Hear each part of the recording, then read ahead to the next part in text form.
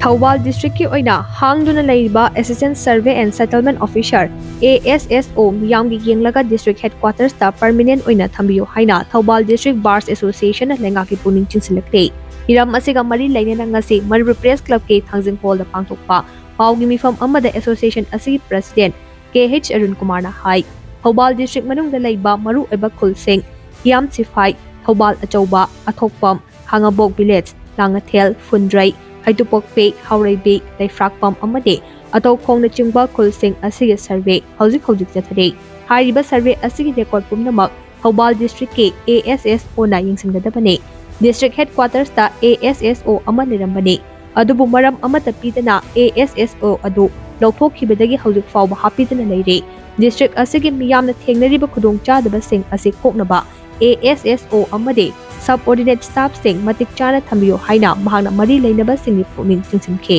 कोई THOUBAL दा record से थम्बियो ना कोई हाउबा थाखरी ममांग कोई प्रजा मैम ना हाइजर बदगी रेकॉर्ड पोरे रेकॉर्ड पोरा दा हो तगवान ते लेरिबो प्रॉब्लम से कोई बसी खुल मैम से की लुक अप्रोच तो जे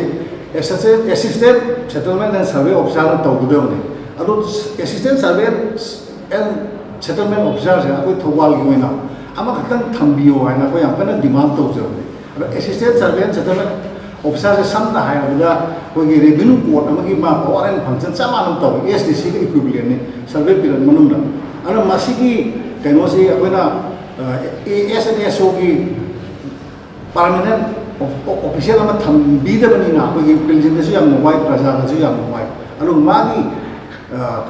लोइनाबा मतिक चाबा कोई पेंस क्लार्क प्रोसेस साबर पियोन से कोना THOUBAल दा परमानेंट होइना उथबिरगा Assistant Survey and Settlement Officer THOUBAL से THOUBAल परमानेंट व्यू चांग नाइन परमानेंट व्यू हाइना कोइना